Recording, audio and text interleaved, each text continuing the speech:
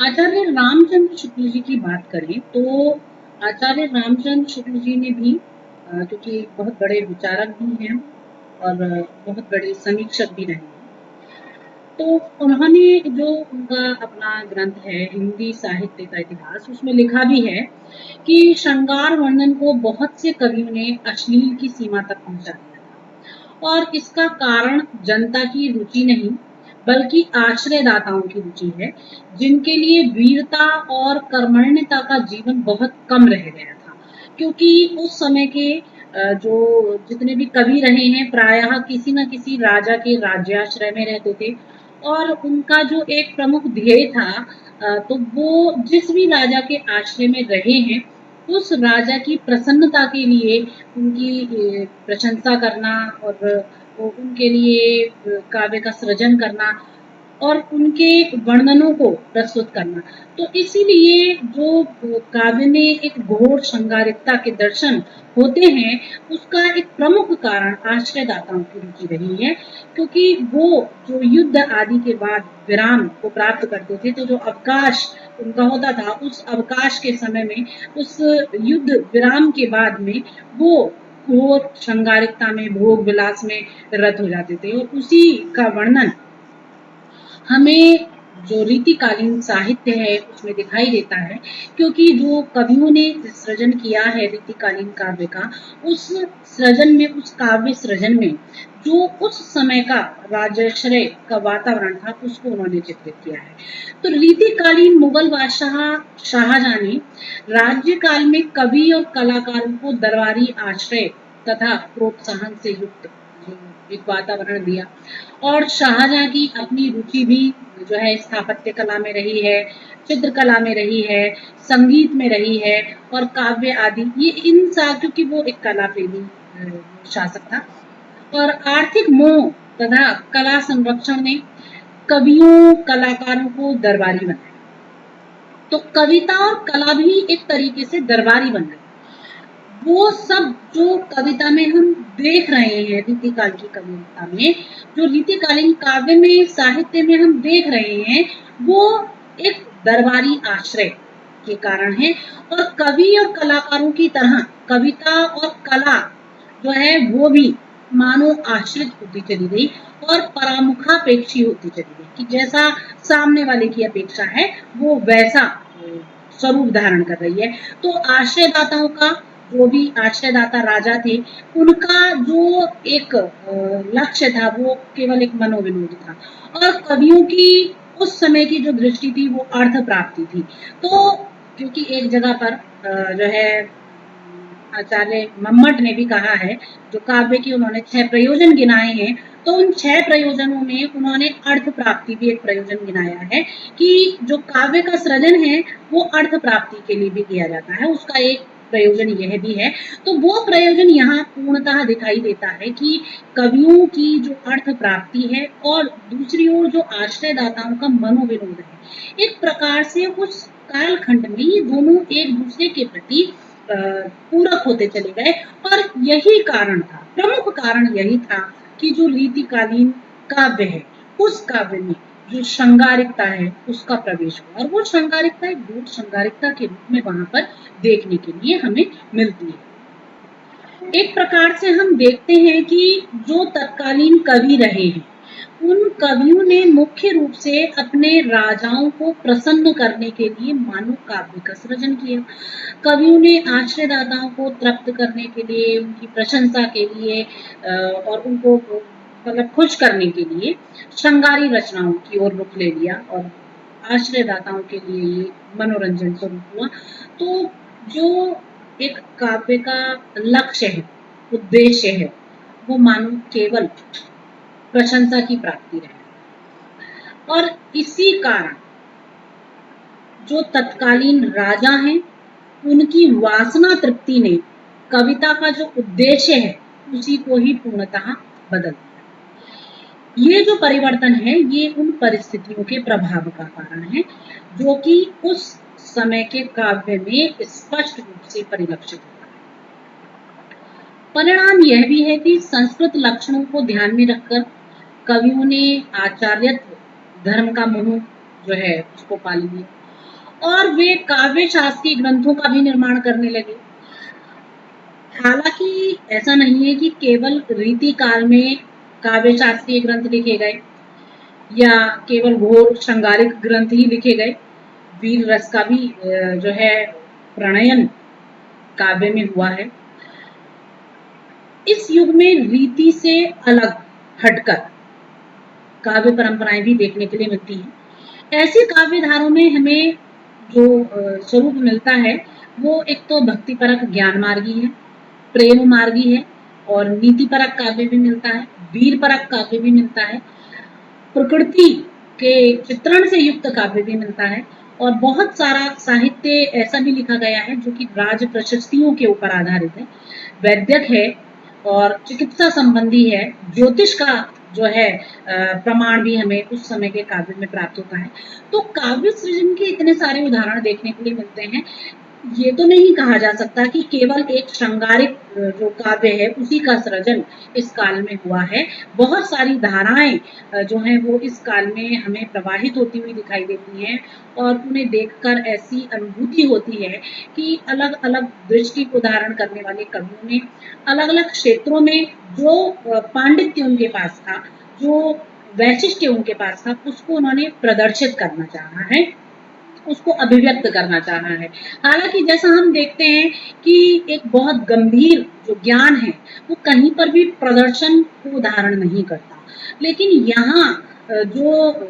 कवि रहे हैं उनमें कहीं ना कहीं ये पांडित्य प्रदर्शन की जो धारणा है, जो एक वृत्ति है, वो देखने के लिए मिलती है। तो इन सब चीजों से स्पष्ट होता है कि जो वो काल का परिवेश था, वातावरण था, वो जो युगीन परिस्थितियां थी,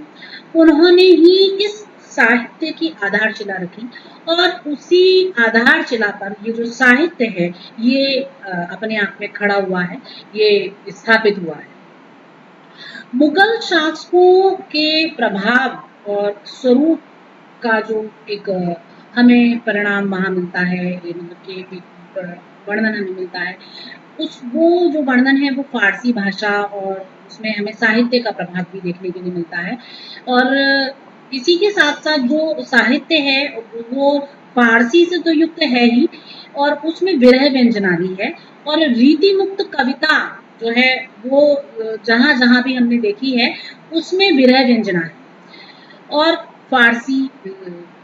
शैली के दर्शन उसमें होते हैं। अरबी फारसी शब्दावली का अतिरेक है और ब्रज भाषा का समाहित स्वरूप है, ये सब भी इस काव्य खंड में देखने के लिए मिलता है। और इसी प्रकार संस्कृत की जो एक काव्य शास्त्रीय परंपरा है, जो आचार्य भरत से लेकर पंडित राज जगन्नाथ तक चली है, और इसके आगे भी अनेक आचार्यों ने इसको आगे क्रमबद्ध रखा है, तो उन सब में हमें अलंकार, रस, ध्वनि, रीति, वक्रोक्ति, औचित्य आदि संप्रदायों के प्रभाव का दर्शन देखने के लिए मिलता है। और रीतिकालीन जो काव्य शास्त्रीय ग्रंथ हैं उनमें हम इस सब को देख सकते हैं। तो जो संस्कृत काव्य शास्त्रीय परंपरा है, काव्य शास्त्रीय परंपरा जिसमें कि हमें रस को मानने वाले, ध्वनि को मानने वाले, रीति को मानने वाले, जैसे रीति को वामन ने माना है, वक्रोक्ति को आचार्य कुंतक ने माना है ना, और ध्वनि को काव्य प्रकाशकार आचार्य मम्मट ने माना है, और जो रस आदि हैं, अलंकार आदि हैं, भामा ने अलंकार को माना है, और रस आदि तो जो विश्वनाथ आदि हैं, तो इतने जो आचार्य रहे हैं, और उन्होंने जो अपने एक काव्य शास्त्रीय ग्रंथ लिखे हैं, लक्षण ग्रंथ लिखे हैं, उनमें ये सारे गुण जो हैं अलग अलग रूपों में दिखाई देते हैं। और इसी के साथ जो ये एक शास्त्रीय परंपरा चली है, ये हमें रीतिकाल में देखने को मिलती है, और इन ग्रंथों में एक शास्त्रीय परंपरा का जो पूर्ण चरम उत्कर्ष है वो देखने के लिए मिलता है। अब बात करते हैं नामकरण की। देखिए, कोई भी जो नामकरण है वो साधारण या सामान्य नहीं होता, उसमें कोई ना कोई वैशिष्ट्य समाहित है। यदि रीति काल का नामकरण रीति काल के रूप में है तो उसके बहुत सारे कारण हैं, और उस नामकरण के लिए उसके पीछे कारक हैं, परिस्थितियां हैं, गुण हैं, धर्म है, परिवेश है, और बहुत सारी चीजें हैं। तो किसी भी हम कोई भी व्यक्ति है, वस्तु है या पदार्थ है, उसका नामकरण करते हैं तो उसमें हम गुण, धर्म, परिवेश इन सभी अपेक्षाओं की अभिव्यंजना करते हैं। साधारण तौर पर भी हम मान लीजिए किसी बालक का नाम रखते हैं तो उसको बड़ा खंगाल के रखते हैं, है ना? और हम देखते हैं कि बालक जो है वो गुणवान हो, और उसका नामकरण करते हुए भी हम बहुत सारी चीज़ों को अपने मस्तिष्क में लेकर चलते हैं, अपने विचार शैली में लेकर चलते हैं। तो यहाँ तो एक कालखंड के नामकरण की बात हो रही है, एक युग के नामकरण की बात हो रही है। तो जो रीतिकाल का नामकरण है, उसका नामकरण भी हम प्रवृत्ति निरपेक्ष नहीं कह सकते। जो साहित्य में ये जो एक कालखंड का नामकरण होता है, उसको किसी भी रूप में आप प्रवृत्ति निरपेक्ष कह ही नहीं सकते। वो जो नामकरण है वो प्रवृत्तियों की अपेक्षा से युक्त है। पूर्व मध्यकाल में भक्ति काल की प्रवृत्ति प्रमुख थी, भक्ति काल के रूप में जाना गया। उत्तर मध्यकाल में श्रृंगार की प्रवृत्ति प्रमुख थी, और पूर्व मध्यकाल को भक्ति काल और उत्तर मध्यकाल को श्रृंगार काल कहा गया। और आचार्य रामचंद्र शुक्ल ने रस या भाव की दृष्टि से इसे श्रृंगार काल कहा है,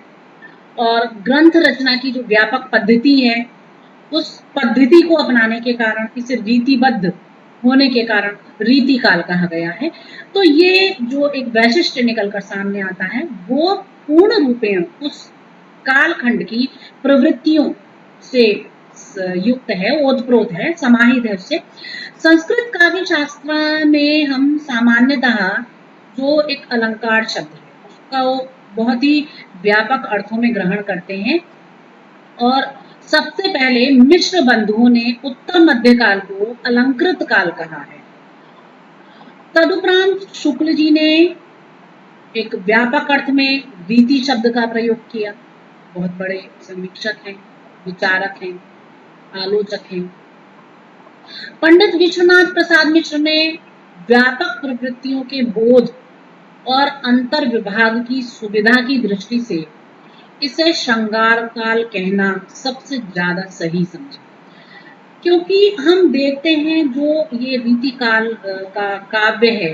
वो पूर्ण रूपेण श्रृंगार से उत्पन्न है, और उसी को ध्यान में रखकर उन्होंने जो उसका एक आंतरिक विभाग है उसको देखते हुए जो उस समय के साहित्य में प्रवृत्तियों का बोध उन्हें हुआ है, इन सबके एक व्यापक स्वरूप को देखकर जो निचोड़ उन्होंने लिया वो श्रृंगार काल के रूप में लिया है। उनकी मान्यता थी कि इस नाम को स्वीकार करने से काव्य के अंतर्धर्म रस का बोध होता है, जो उसके आंतरिक स्वरूप में स्थित है उस रस का बोध होता है, जबकि रीति काल उसके बाह्य रूप काव्य रीति का बोध है। आंतरिक रूप में उसमें श्रृंगार व्याप्त है, लेकिन बाह्य रूप में जो काव्य रीतियां हैं उसका बोधक रीति काल शब्द। डॉक्टर रामशंकर शुक्ल रसाल ने इसे कथा काल कहा है, जो कि अलंकृत काल का ही एक दूसरा पर्याय कहा जा सकता है। देखिए, अलग अलग विचारकों ने अपने अपने मत जो हैं वो इसके नामकरण के लिए दिए हैं। डॉक्टर नगेंद्र ने श्रृंगार काल नाम की अपेक्षा उसे रीति काल कहना ही सम्यक समझा है। आचार्य शुक्ल का रीति काल नाम प्रायः सभी विद्वानों ने स्वीकार किया, और अंततः जो एक प्रसिद्धि प्राप्त होती है इस काल को भक्ति काल के बाद में, वो रीति काल के नाम से ही होता है। और जो उत्तर मध्य काल है वो भी आचार्य रामचंद्र शुक्ल के द्वारा ही कहा गया है, और उन्होंने जो पूर्व मध्य काल है उसे भक्ति काल के रूप में, और जो उत्तर मध्य काल है उसे रीति काल के रूप में स्वीकृत किया है। और जो रीति काल शब्द है, तो इस कालखंड के नामकरण के रूप में रीति काल शब्द को ही ग्रहण किया गया है।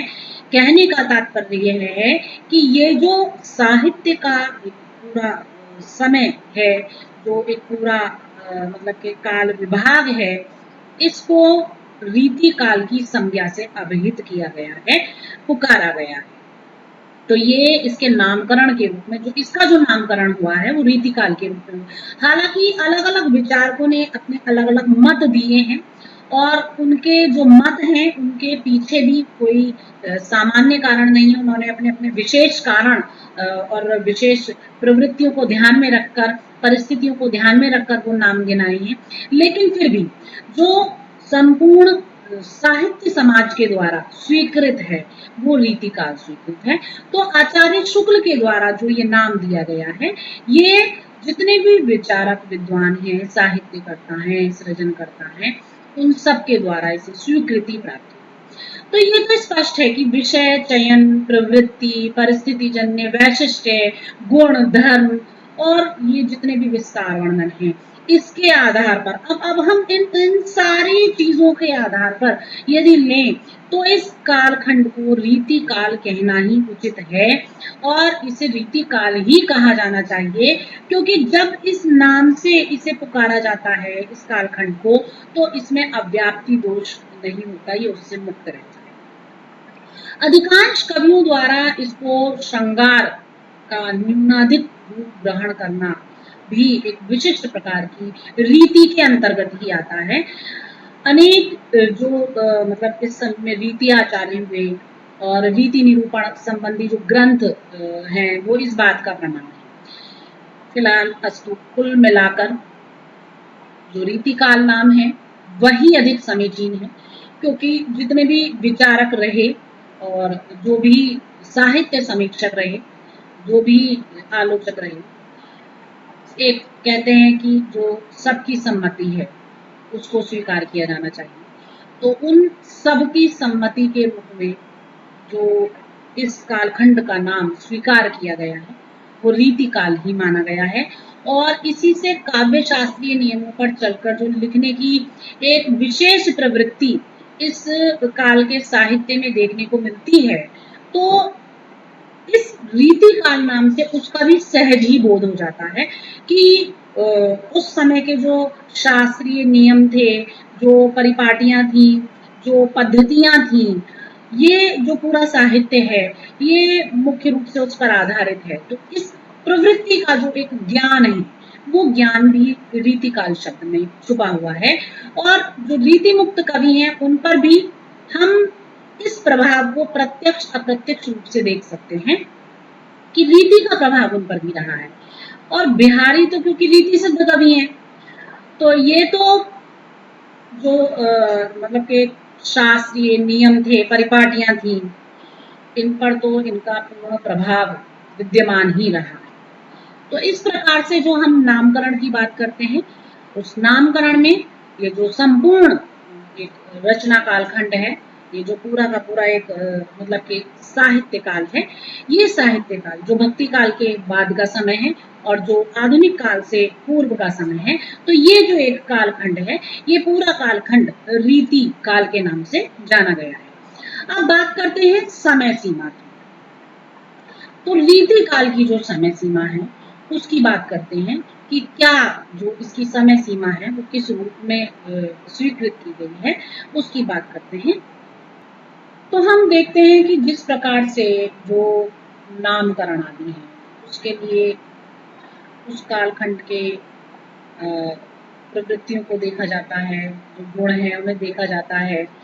उसी रूप में जो समय सीमा के निर्धारण की बात आती है उसके लिए भी बहुत अनुसंधान, जो एक वैचारिक अनुसंधान है, जो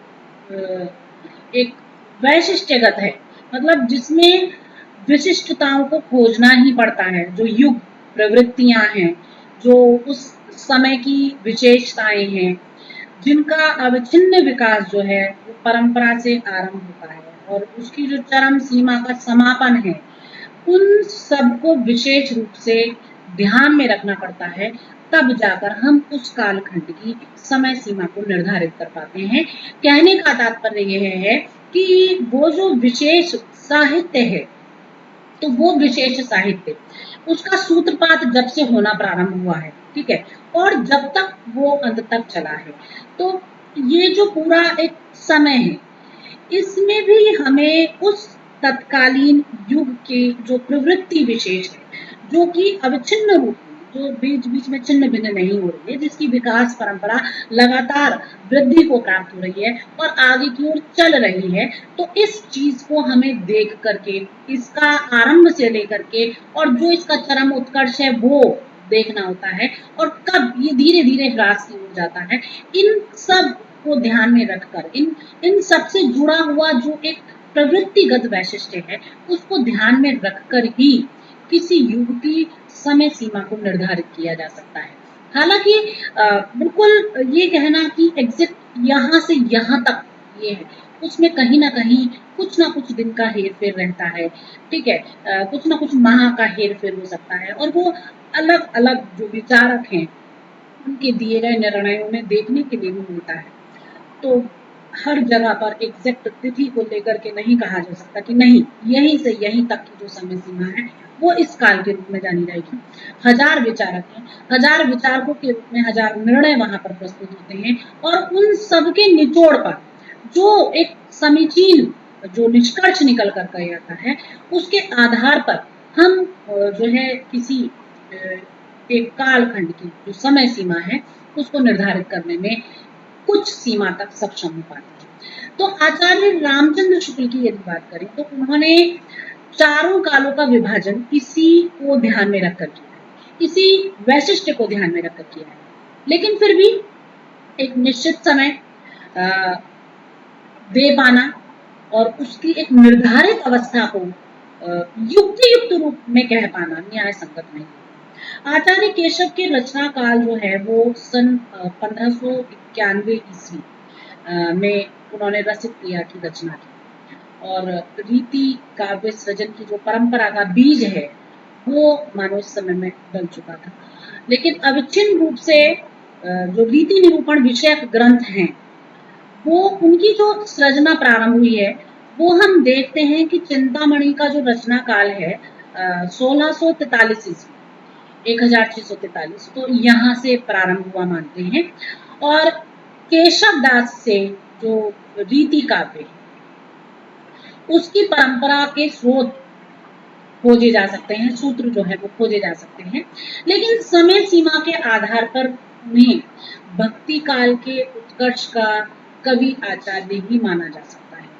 और इसी तरह से हम देखते हैं कि रीति काल के जो अंतिम एक प्रौढ़ आचार्य हैं वो प्रताप शाही माने जाते हैं। उनके रचना काल का उत्कर्ष सन 1843 ईस्वी के लगभग निश्चित किया जाता है। तो ये जो इतना एक विवरण है और जो इतने अलग अलग साहित्यकारों का जो रचना काल है उसको ध्यान में रखकर, और जो उस काल की उस साहित्य सृजन की प्रवृत्ति विशिष्टताएं हैं उनको ध्यान में रखकर रीति काल का जो प्रारंभ संवत है वो 1700 माना गया है, और जो समापन संवत है वो 1900 तक माना गया है। और ये जो विचार प्रस्तुत किया है, यानी कि ये जो एक काल का जो समय सीमा का एक विचार ये 200 वर्ष का प्रस्तुत किया है, ये आचार्य रामचंद्र शुक्ल जी के द्वारा प्रस्तुत किया गया है। यानी कि अगर हम इसको सन में विभाजित करें तो 1643 ईस्वी से लेकर और 1843 ईस्वी तक का जो 200 वर्षों का एक समय है, जो कालखंड है, वो रीति काल के रूप में जाना गया है। और इस प्रकार मतलब संवत में गिने तो 1700 से 1900 गिना जाएगा, और अगर आप इसे सन में गिन रहे हैं तो 1643 ईस्वी से 1843 ईस्वी तक गिना जाएगा। कुल 200 वर्षों का ये एक कालखंड है, और इस कालखंड को रीति काल के रूप में विचारकों के द्वारा नाम दिया गया है। और यहाँ तक का जो समय है, मतलब कि संवत 1700 से लेकर के और संवत 1900 तक का जो संवत है वो रीति पद्धति पर जो है विशेष रूप से जोर देता है, बल देता है और उस पर ध्यान केंद्रित करता है। एक तरीके से कह सकते हैं कि जो इस कालखंड में साहित्य रचा गया है उसका जो एक केंद्र है वो रीति पद्धति को ध्यान में रखकर चलना है। तो इस काल के प्रत्येक कवि ने रीति के सांचे में ढालकर मानव साहित्य को सृजित किया है। डॉक्टर भगीरथ मिश्र के शब्दों में अगर हम कहें तो उसे रस, अलंकार, नायिका भेद, ध्वनि आदि के वर्णन के सहारे ही अपनी कवित्व प्रतिभा दिखाना आवश्यक था, और इस युग में उदाहरणों पर विवाद होते थे इस बात पर कि उसमें कौन कौन सा अलंकार है, उस मतलब के काव्य में कौन सी शब्द शक्ति है, काव्यों की टीकाओं और व्याख्याओं में काव्य सौंदर्य को स्पष्ट करने के लिए भी, और उसके अंदर व्याप्त जो अलंकार हैं, रस है, नायिका भेद है, उनको स्पष्ट करने के लिए विवाद होते थे। तो ये जो युग है एक प्रकार से रीति पद्धति का युग रहा है, क्योंकि जो पांडित्य प्रदर्शन है वो हमें इस कालखंड के साहित्य में देखने के लिए मिलता है। और साहित्य जो धारा है ये काव्य प्रवृत्ति की पृष्ठभूमि बनने, उभरने में और समाप्त होने में हम इसको 10-20 वर्ष पहले या पीछे घटा बढ़ा सकते हैं। मतलब वही बात जो मैंने कही कि जो ये हमारा कालखंड है, इधर उधर थोड़ा बहुत हो सकता है, एग्जैक्ट तिथि जो है वो नहीं कही जा सकती, लेकिन कुल मिलाकर ये 200 वर्ष का जो ये एक कालखंड है, ये रीति काल के रूप में जाना गया है। तो आचार्य रामचंद्र शुक्ल ने जो इस समय सीमा को निर्धारित किया है अपने समस्त साक्ष्यों के आधार पर, और जो भी उनके प्रमाण रहे हैं, जो उन्होंने प्रवृत्तियां इसमें ली हैं, वैशिष्ट इसमें लिया है, उसके अनुसार आचार्य रामचंद्र शुक्ल ने हिंदी साहित्य के मध्यकाल की सीमा का जो निर्धारण किया है वो 1375 से 1900 संवत तक किया है। और इसी को फिर उन्होंने दो खंडों में विभाजित किया है। और जो दो खंड हैं उसमें जो पूर्व मध्यकाल है वो भक्ति काल के नाम से जाना गया है, जिसको कि उन्होंने संवत 1375 से 1700 विक्रमी संवत तक लिया है। और जो उत्तर मध्यकाल है उसी को रीति काल के नाम से पुकारा गया है, और उसका जो काल निर्धारण किया गया है वो संवत 1700 से 1900 विक्रमी संवत तक किया गया है। तो इस प्रकार आचार्य शुक्ल जी ने 1700 से 1900 तक की जो कालावधि है, जो कि 200 वर्षों का जो एक समय है, जो काल है, उसी को उत्तर मध्यकाल कह सकते हैं या रीति काल कह सकते हैं। इसकी संज्ञा दी है। तो जो एक काल निर्धारण है, सीमा निर्धारण है रीति काल का, वो संवत 1700 से लेकर संवत 1900 तक माना गया है। और ये जो मतलब के नीति जो सीमा निर्धारण है रीति काल का, यह सर्वसम्मति के आधार पर है, और इसमें आचार्य रामचंद्र शुक्ल का जो ये मत है इसे सभी ने स्वीकार किया है। तो इस रूप में जो विद्वानों के मध्य जो समय सीमा स्वीकृत है वो 1700 से 1900 संवत तक स्वीकृत है। अब हम बात करते हैं मूल स्रोत की। तो हर जो भी कालखंड रहे हैं और जो भी उनके नामकरण हुए हैं, तो उन सब के पीछे कोई ना कोई स्रोत रहा है। ये अभी पूर्व में भी कह चुके हैं कि किसी भी बात को सामान्य रूप से सहज ही यूं ही नहीं कहा जाता। यदि वो कही जा रही है बात, तो उस पर विचारकों ने बहुत अध्ययन किया है और बहुत सारे सूत्र खोजे हैं, और उन सूत्रों को ध्यान में रखकर ही उन्होंने वो बात कही है, और उसको फिर जो है समाज के द्वारा साहित्य समाज के द्वारा स्वीकृत किया गया है। तो कोई भी जो तथ्य है वो उस स्थिति में और अधिक प्रमाणिक हो जाता है जब उसके साथ में उसके मूल स्रोत जुड़ जाते हैं। तो जो हम रीति काल की बात यहाँ पर कर रहे हैं, और रीति काल के नामकरण के बाद यदि हम उसके मूल स्रोतों को खंगालना शुरू करें, उन पर हम ध्यान दें, तो जो भी विचारक रहे उन्होंने जो कुछ भी कहा, समीक्षक रहे उन्होंने जो भी अपना निचोड़ दिया, वो कोई ना कोई उनके मूल स्रोत रहे हैं जिनके आधार पर उन्होंने अपना वक्तव्य प्रस्तुत किया है, अपना निर्णय दिया है, और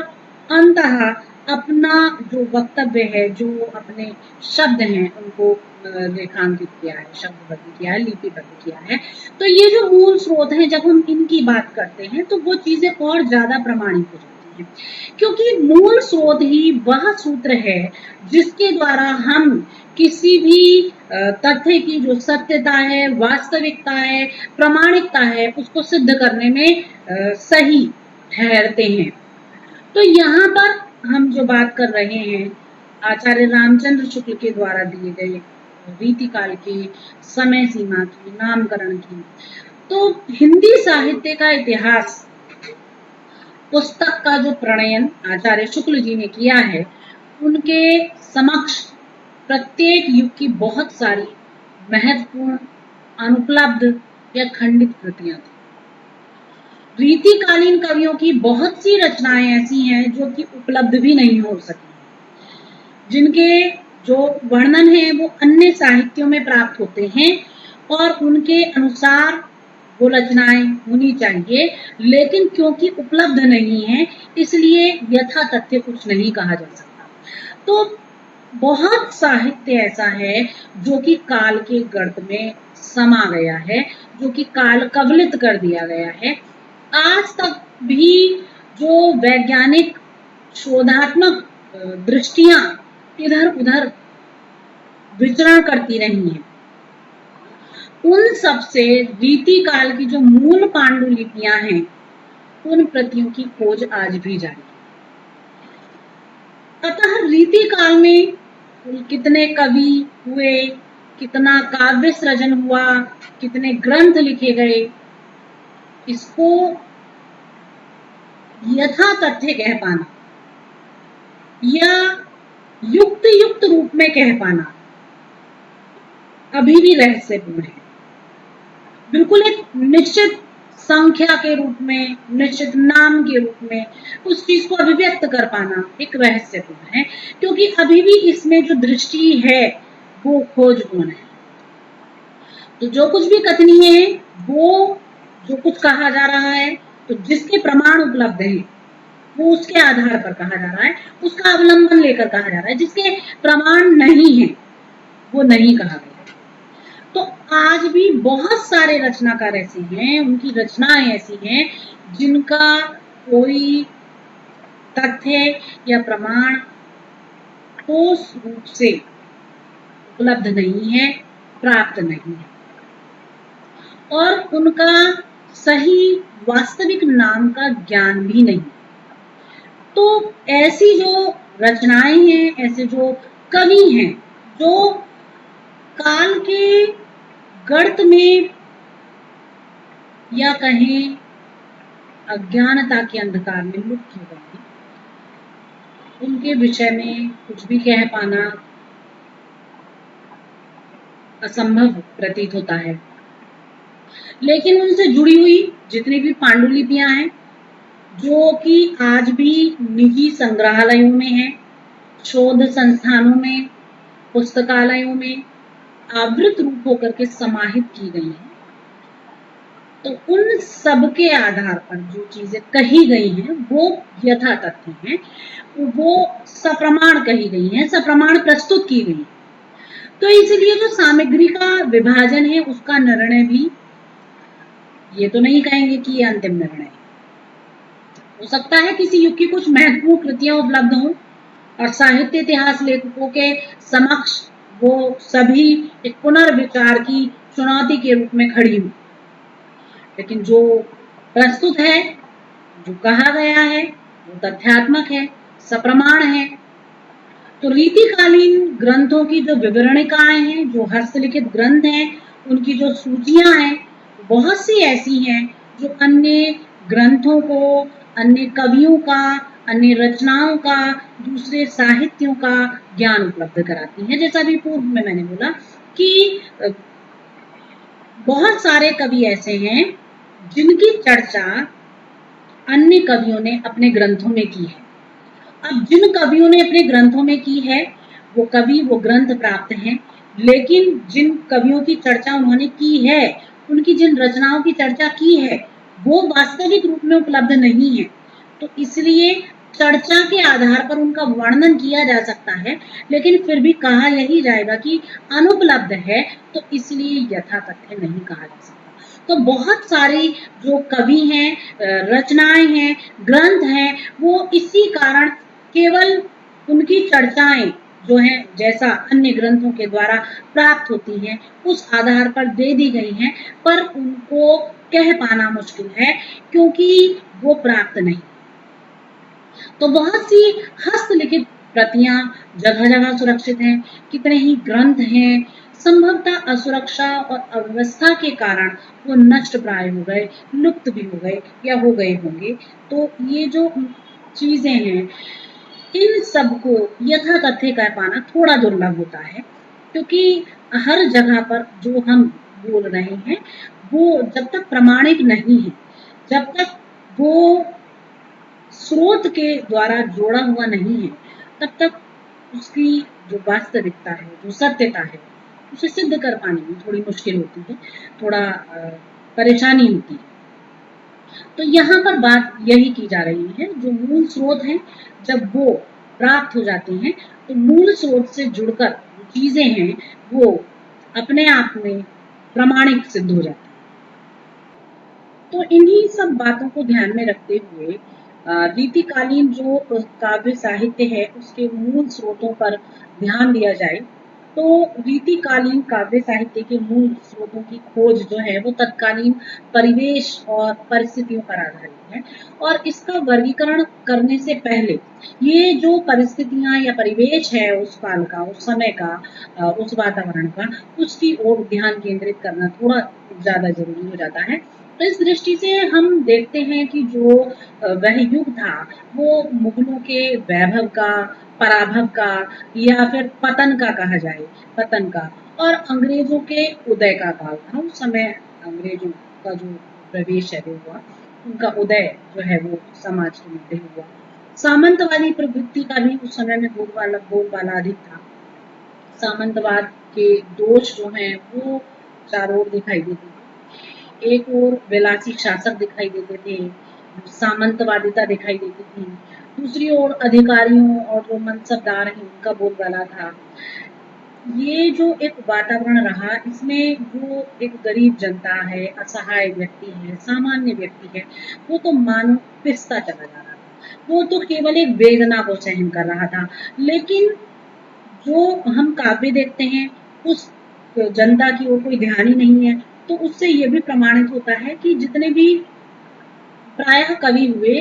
वो कवि केवल अपने आश्रयदाताओं की प्रशंसा में लगे रहे। उन्होंने जो उस समय का एक वातावरण है उसे अपने काव्य में नहीं उतारा। जैसे अक्सर हम देखते हैं कि जिस युग का भी जो काव्य लिखा हुआ है वो जैसी भी परिस्थितियों पर है, तो उसमें जो जन सामान्य है उसको आवाज दी गई है। तो जो रीतिकालीन काव्य हम देखते हैं उसमें जन सामान्य की आवाज कहीं हमें सुनाई नहीं देती, कहीं कुछ एक दो शब्द कहीं दिखे लेकिन नहीं दिखाई देते। तो वो जो एक युग रहा है उसकी प्रवृत्तियां जो रही हैं विलासिता से परिपूर्ण रही हैं। विलासिता की बढ़ती हुई प्रवृत्ति के कारण उस समय जो नारी है उसे मानव संपत्ति के रूप में देखा जाने लगा, भोग के रूप में देखा जाने लगा, विलास के रूप में देखा जाने लगा। विलास के उपकरणों का संग्रह करना और सुरा सुंदरी में लीन रहना उस समय के राजा का जो एक प्रवृत्ति है वो देखी गई। उच्च वर्ग का जो जीवन है वो मात्र एक भोग विलासी रह गया, ये कहा जा सकता है। और जो मध्यम वर्ग है वो मध्यम वर्ग उन्हीं के अनुकरण में लीन रहता था। कुल मिलाकर जो बचा वो गरीब तबका बचा, जो गरीब वर्ग है, जो बिल्कुल निम्न वर्ग है, तो वो उस सारे वातावरण में पिस रहा था। वो बहुत अधिक उसका हृदय विदलित था, लेकिन उसकी आवाज को स्वर देने वाला कोई नहीं था। कहते हैं कि कवि जो है वो अपने युग का एक सजग चितेरा होता है, जो युग काल परिस्थिति वातावरण उसके चारों ओर घूमता है वो उसको अपने काव्य में उतारता है। लेकिन जो रीतिकालीन कवि हैं उनके विषय में हम ये बिल्कुल नहीं कह सकते, क्योंकि उन्होंने अपने समय के जो विलासी राजा हैं केवल उन राजाओं का चित्रण किया है। जो सामंतवाद है, विलासितावाद है, उसको तुष्ट करने वाला घोर श्रृंगार प्रधान रचनाएं उन्होंने लिखी, जो मानो केवल राजाओं की प्रशंसा के लिए, उनके जो हृदय की अनुभूतियां हैं उनको अभिव्यक्त करने के लिए, उनको प्रशंसित करने के लिए लिखी थी। तो रीतिकाल के जो अधिकतर कवि हुए हैं वो राजाश्रय में रहते थे, और इन कवियों की जो संपूर्ण अंतः चेतना है वो उन राजाओं की मानव अंतः चेतना से मिली हुई थी, और इसीलिए कवि की दृष्टि उतना देखती थी जितना एक राजा चाहता था। तो राजा क्योंकि उस समय भोग विलास में, सुरा सुंदरी में और इसी में ही लिप्त था, तो यही दृष्टि कवियों को प्राप्त हो पाई। तो सुरा सुंदरी और सुराही तक ही उनकी दृष्टि, उनका काव्य, उनके शब्द, उनके अर्थ और उनके भाव सीमित रहे। उसने अपनी योग्यता का विस्तार केवल और केवल नारी के सौंदर्य चित्रण में किया। डॉक्टर नगेंद्र ने इसके सब को देखकर लिखा है कि इस साहित्य का सांचा चाहे जैसा भी रहा, उसमें ढली कोरी श्रृंगारिकता है और कुछ नहीं लगा। तो डॉक्टर भगीरथ मिश्र ने रीतिकालीन जो काव्यकार हैं उनको यौवन तथा बसंत का कवि कहा है कि वो केवल यौवन के और बसंत के कवि रहे हैं, इसके अतिरिक्त उनके काव्य में कुछ देखने के लिए नहीं मिलता। तो इसके अतिरिक्त रीतिकाल में कुछ भी ऐसा नहीं है जो श्रृंगार से परे हो, लेकिन फिर भी कुछ कवि ऐसे भी हैं जो राजाश्रयी थे, साहित्यकार थे, लेकिन यश, कीर्ति, धन आदि के हित में अपने आश्रयदाताओं के दान, पराक्रम आदि का अलंकारिक वर्णन करते हुए धन की प्राप्ति करते थे। तो धार्मिक संस्कारों के कारण जो भक्ति परक रचनाएं हैं उनको सृजित कर उन्होंने आत्मलाभ लिए। तो कुछ कवि ऐसे भी रहे जो जीवन के कटु तिक्त और जो व्यक्तिगत अनुभव थे उनको नीतियों का जामा पहनाकर और नीति ग्रंथ के रूप में उन्होंने सृजन की। तो क्योंकि अभी पूर्व में कहा जा चुका है कि कई सारी धाराएं इस काल में प्रवाहित रही, जो जो मुख्य रूप से एक व्यापक धारा जिसे कह सकते हैं कि जिसका एक व्यापक बोलबाला है, वो तो श्रृंगारिक ही रहा है, लेकिन उसके बीच में ही रीतिकालीन, भक्तिकाल, नीति परक और अनेक प्रकार की भावनाओं से युक्त जो काव्य हैं वो भी जो जैसे कि वैद्य परक हैं और मतलब जिनमें अनेक प्रकार के उद्देश्य को भी कहीं ना कहीं चित्रित किया गया है, नीतियों के रूप में कहा दर्शाई गई है। तो कृष्ण काव्य धारा भी रचा गया है, तो ये भी इसमें प्राप्त होते हैं, पर ये बहुत कम है, कुछ सीमित है, लेकिन जो व्यापकता है वो श्रृंगारिक काव्य की ही रीतिकाल में रही है और शायद इसीलिए इसे श्रृंगार काल भी कहा गया है क्योंकि व्यापकता श्रृंगार की रही है। तो रीतिकाल जो ये रीतिकालीन काव्य है, जो इसके स्रोत प्राप्त होते हैं वो इसी की ओर इशारा करते हैं, संकेत करते हैं कि जो रीतिकाल है उस रीतिकाल में मुख्य रूप से श्रृंगार परक रचनाएं रची गई और जो काव्य थे वो रीति के आधार पर, एक पद्धति के आधार पर चले और जो रीतिकाल का नामकरण है और जो उसकी समय सीमा का निर्धारण है वो उन स्रोतों से मिलता हुआ है। जो स्रोत प्राप्त होते हैं वो उसको प्रमाणित भी करते हैं, सिद्ध करते हैं। तो ये जो चीज देखने को मिलती है ये अपने आप में सत्य वास्तविकता के रूप में वहां पर उद्घाटित हुई है। इसके बाद हम बात करें तो वर्गीकरण। यदि हम वर्गीकरण की बात करें तो ये जो रीतिकाल का जो समय है, जो ये कालखंड है साहित्य का,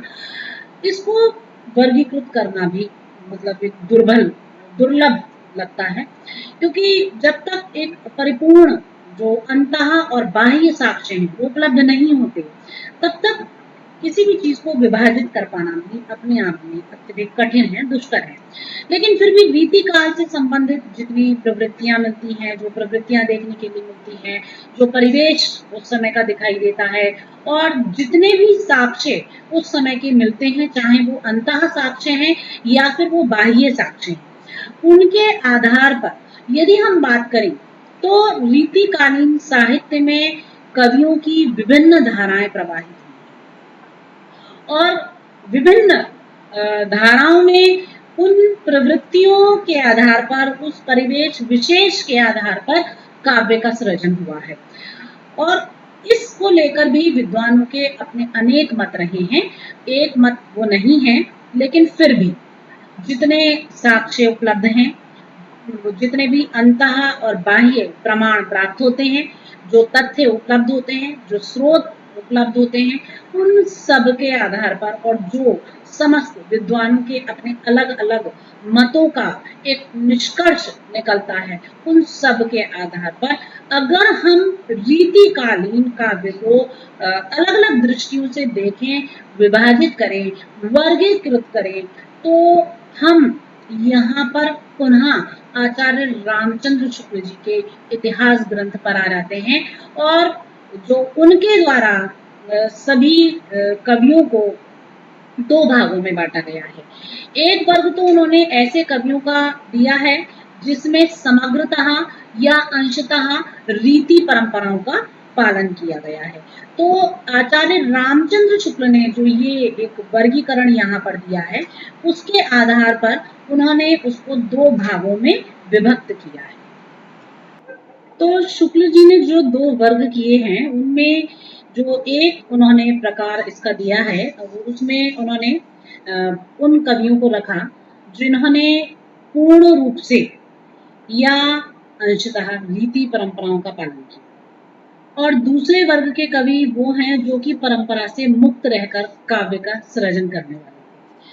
तो इनमें पहले वर्ग के कवियों को शुक्ल जी ने रीतिबद्ध कहा, और जो शेष हैं वो फुटकर खाते में गए, फुटकर कवि के रूप में, जैसे कि घनानंद हैं या इससे अलग प्रवृत्ति वाले जो हैं वो अलग उसमें। लेकिन फिर भी ये कहीं ना कहीं कुछ जो है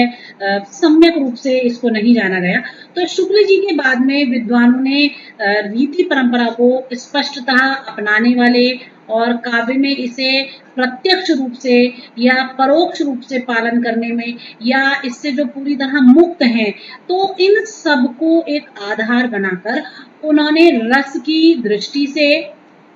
संपृक्त रहने के आधार पर रीति काल के तीन विभाग किए, उनको तीन वर्गों में विभाजित किया। तो जो शुक्ल जी के बाद वाले विद्वान हैं, उन्होंने ऐसा किया, क्योंकि आचार्य रामचंद्र शुक्ल के द्वारा जो दिया गया विभाग था वो पूरी तरह से युक्तियुक्त प्रतीत नहीं हुआ, उसमें कहीं कुछ कमी थी, क्योंकि जो पहला विभाग उन्होंने किया था, उस पहले विभाग में उन्होंने उनको भी जोड़ा जिन्होंने पूर्ण रूपेण रीतियों का पालन किया, और उन्हें भी जोड़ा जिन्होंने अंशतः रीतियों का पालन किया। और जो दूसरा विभाग शुक्ल जी ने किया, उसमें उन्होंने केवल उन व्यक्तियों को, उन कवियों को जोड़ा जो कि परंपरा से पूर्ण रूपेण मुक्त रहे। लेकिन शुक्ल जी के बाद के जो विद्वान हैं, उन्होंने